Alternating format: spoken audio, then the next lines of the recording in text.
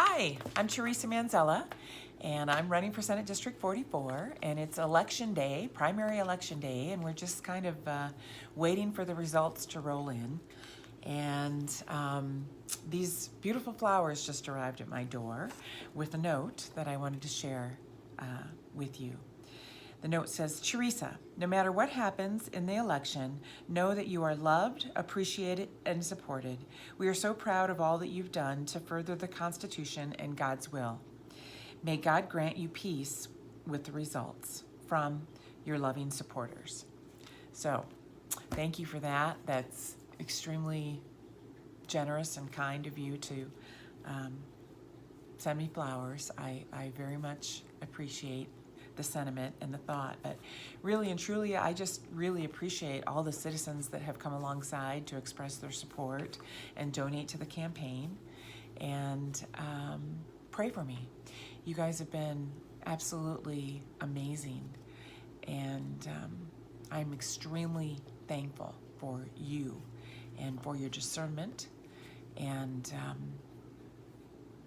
I honestly can't imagine what it would have been like to be in this battle alone, but I've not felt alone at all. I've felt extremely well supported and loved and appreciated. So thank you for that.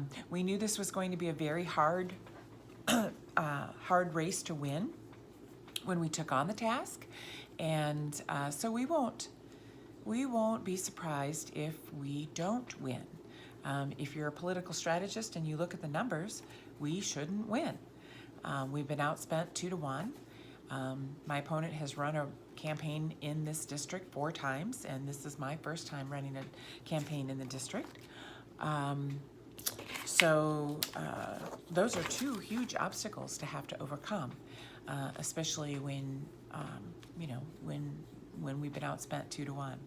So and those hit pieces were pretty egregious and deceitful, but damaging nonetheless. So I just simply wanted people to see and to have the opportunity to see what's going on in their state legislature. It's your government. It's your state house. You deserve to know what's going on in your state house. And before I decided to run for this office, I talked to my conservative colleagues and told them that was my intent, that I didn't necessarily have to win or wasn't focusing on the win, but I was focusing on getting the truth out, because your Republican Party is being hijacked. And in the 3 sessions I've served, it's gone more to the left with the numbers every single time. So you need to be aware of that. People need to get involved. And you need to get committed to being involved. And you need to be prepared to put on your thickest skin and deal with the resistance, because these people have their talons in deep. They have no intention of moving back to the right. Moving back towards Republican principles and traditional Republican principles of limited government and personal responsibility. Those days are over. If there's no compromising and reaching across the aisle and making nice. Remember, if you look at the Legistat's numbers, you see that the 38 special compromised, reached across the aisle to work with the Democrats approximately 9% of the time, as compared to the Solutions Caucus, who reached across the aisle and voted with them 39% of the time.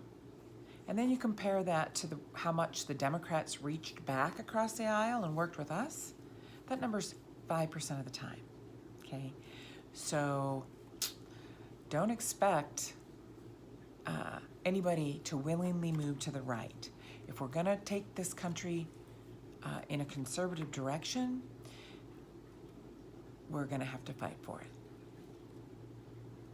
So I'm prepared to do that.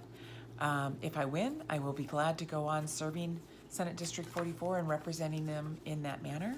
If I lose, well, somebody else will pick up the torch and run with it. My husband will be glad to have his wife back, I'm quite certain. And my animals will be glad to have their upright back. So whatever happens, we're going to be okay. God bless. Thank you for all your support. And we'll wait for the results.